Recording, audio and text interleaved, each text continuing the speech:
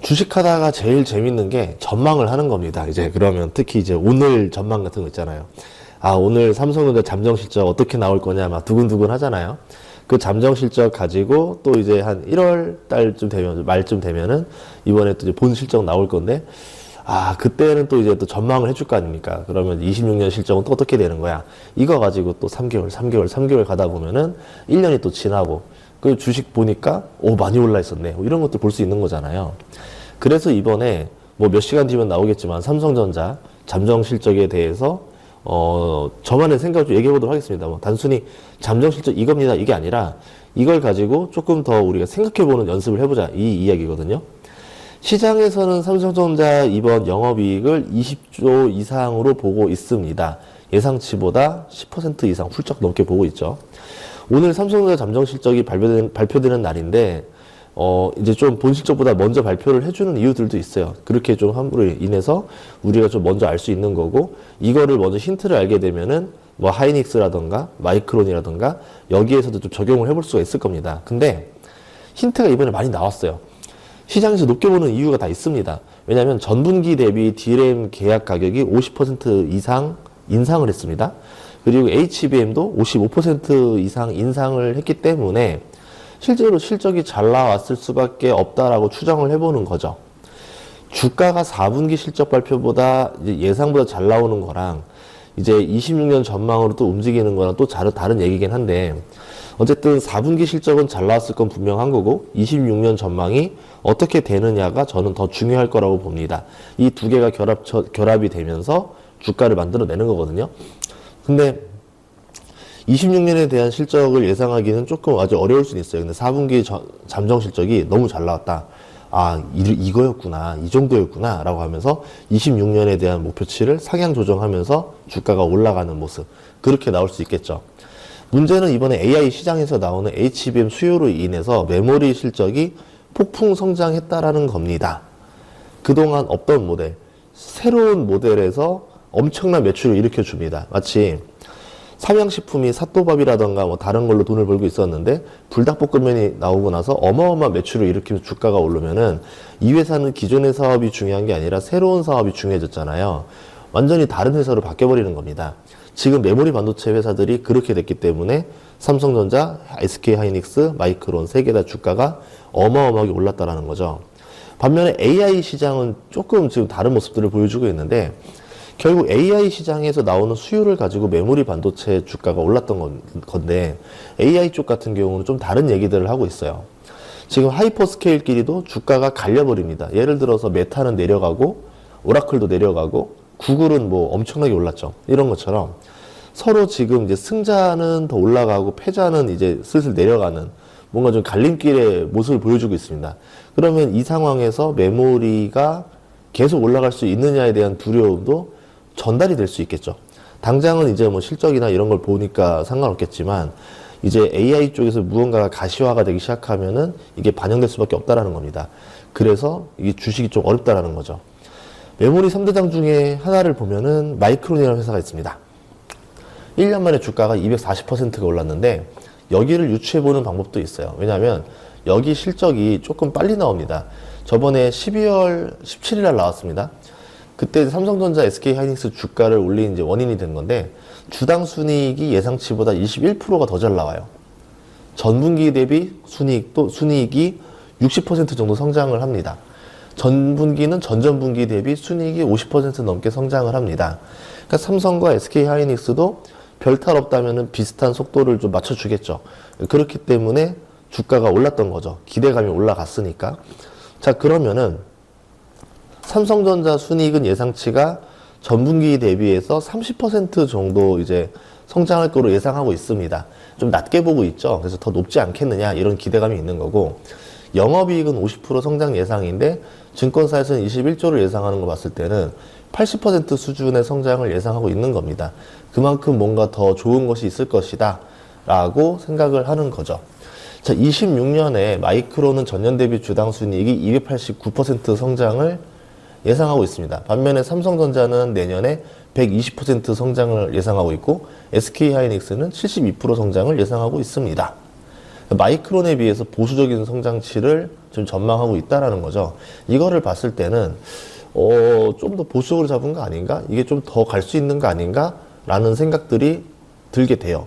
순수하게 HBM만 보자면은 HBM 시장 자체가 지금 얼마나 빨리 크고 있냐면 AI가 지금처럼 진행된다라는 전제 하에서 얘기하면은 25년에 350억 달러 시장이었습니다. 근데 딱 3년 뒤인 28년에 1000억 달러 시장으로 지금 3년 만에 3배가 성장하는 시장으로 보고 있어요. 그렇기 때문에 지금 모든 기업들이 HBM만 보고 있지 D램은 좀 나중에 이렇게 하고 있단 말이에요. 그러니까 D램 자체가 또 가격이 엄청나게 뛰면서 이게 또 돈이 되는 겁니다. 예전에는 공급 감산을 스스로 해서 해가지고 가격을 맞췄다면은 HBM 때문에 지금 가격이 올라가 버리는 이런 상황이 벌어진 거죠. 그런데 이 메모리라는 시장 자체가 사이클을 탑니다. 한 4년 사이클이라 불리죠. 40개월 정도 왔다 갔다 하는데, 그래서 17년에 한 번, 21년에 한 번, 지금부터 25년에 한 번 이렇게 또 정점을 찍어주고 있잖아요. 그런데 이번에 AI 사이클은 정점이 있는 사이클이 아닐 것이다. 이번에는 다릅니다. 라고 또 이제 나오는 전문가 분들이 또 계셔요. 그래가지고 이 사이클이 좀 길지 않겠는가. 보다시피 HBM이 이렇게 성장할 건데 어떻게 사이클이 꺾이느냐. 말이 안 되지 않느냐. 라고 보고 있는 겁니다. 그럼 사이클이 꺾이지 않는다면은 이렇게 낮은 PER을 받을 필요가 없어지겠죠. 그래서 15배까지는 적용 가능하다라는 의견들이 나오고 있습니다. PER 15배를 받으면 삼성전자는 현 주가 대비 43% 상승 여력이 나와요. 하이닉스는 현 주가 대비 100% 상승 여력이 나옵니다. 그러면 뭐냐면 삼성전자는 여기서 40% 더 오르면은 이제 20만 원 가까이도 갈 수 있다는 얘기인 거고, 하이닉스는 한 150만 원까지도 바라볼 수 있다는 얘기입니다. 이 매출과 이익 성장 속도가 같아질 거라는 믿음이 이제 PER을 올리게 되는 거죠. 그만큼 이 멀티플, 이 PER이 얼마나 이제 높게 받느냐도 굉장히 중요한데, 그 높게 받는 요소들 중에 하나가 지속적인 성장이 가능하냐라는 겁니다. 다른 것들은 다 되거든요. 영업이익률이라던가 매출, 이익, 성장 속도 다 좋거든요. 그래서 이제 그런 믿음을 줄 수 있는 무언가만 나오면은 한 번 더 레벨업이 될 수도 있다라는 거죠. 지금 뭐 D램 시장은 거의 뭐 세계사가 다 장악을 한 건데요. 그동안 삼성전자가 점유율을 많이 뺏겼어요. 42%에서 32%까지 뺏겼는데 이거를 다시 되찾아올 거로 보고 있어요. 그래가지고 삼성전자 주가가 최근에 좋았었던 이유도 뭐 이런 이유들이 반영되어 있었다라고 볼 수 있는 거죠. 자, 그러면은 이제 제일 걱정은 아까 제가 말했던 AI 쪽 시장인데, AI 쪽 주가가 좋았으니까 이번에 또 오를 수 있을 것이냐, 버블 아니냐, 이런 얘기들이 계속 나옵니다. 자, 그러면 이거에 대한 얘기를 한번 해보자면은, 첫 번째는 다크한 거 먼저 얘기를 해볼게요. 이렇게까지 증시가 3년 연속 오른 경우가 거의 없습니다. 보다시피 80년대 이후로 3년 연속 상승한 경우가 손에 꼽습니다. 거의 없어요. 3년 연속 10%대 성장했다? 딱 한 번 있었습니다. 저 때 한 번 있었네요. 저희 닷컴 버블 직전에가 4년, 5년 상승했었던 거고, 그리고 이제 2013, 14, 15년, 요때가 이제 또 3년 정도 상승했었었는데, 지금처럼 상승률은 아니었었죠. 그리고 이제 코로나 전후로 해서 그때 한번 상승했던 게 지금이랑 비슷하긴 합니다. 그러니까 4년 상승했던 거는 닷컴 버블 이후로는 없었다라는 거죠. 그래서 이번에는 어려울 것이다. 이런 얘기들을 하는 경우도 있어요. AI 하나만으로 어떻게 또 올라가느냐, 말이 안 된다라고도 뭐 얘기를 하기도 하고요. 그런데 닷컴 버블처럼 터지진 않을 것이다라고 전망하는 사람들도 있습니다. 그게 뭐냐면은 PER을 얘기하는데, 닷컴 버블 당시에 PER이 평균 뭐 44배 막 이랬습니다. 마이크로소프트가 69배였었고요. 시스코가 101배, 뭐 인텔이 뭐 32배 뭐 이런 식이었었거든요. 근데 지금 보다시피 현재 그 시총 상위주들 다 보면은 31배 정도밖에 안 돼요. 거의 뭐 많이 오르진 않았습니다. 그런 면에서 좀 다르다. 그러니까 그때는 버블이 맞고 이거는 버블이라 부를 수 있는 건 아니다. 이제 이런 이야기들도 하는 거죠. 또 하나가 뭐냐면, 닷컴 당시에는 기업들의 순이익 성장은 낮았습니다. 주가는 오르는데 그만큼 이익 성장이 안 따라줬기 때문에 저게 언제 터질 줄 알았다라고 하면서 결국 선도 세력이 막 매매 차익을 실현하고 도망치고 이러면서 주가가 쭉 하고 내려갔었죠. 근데 이번에는 좀 달라요. 다시 한번 볼까요? 올해도 그렇고 내년에도 그렇고 연 15% 이상의 순이익 성장을 보고 있습니다. 이전에도 10%, 11% 성장했고 15 성장한다 보는 거죠. 순이익이 두 자리 수를 찍으면서 상승하고 있으면은 이걸 어떻게 버블이냐, 이익이 성장하고 있는데 라는 말에서는 또 할 말이 없는 거죠. 그래서 AI 쪽에 대해서 26년에는 조금 더 말이 많이 나올 것 같긴 하지만 그렇다고 해서 어느 한쪽으로 이게 딱 이거다 라 말할 수도 없다라는 거예요. 왜냐하면 지금 보다시피 과거와 다르게 순이익이 성장하면서 이게 나오는 논란이기 때문에 구분하기가 굉장히 어렵습니다.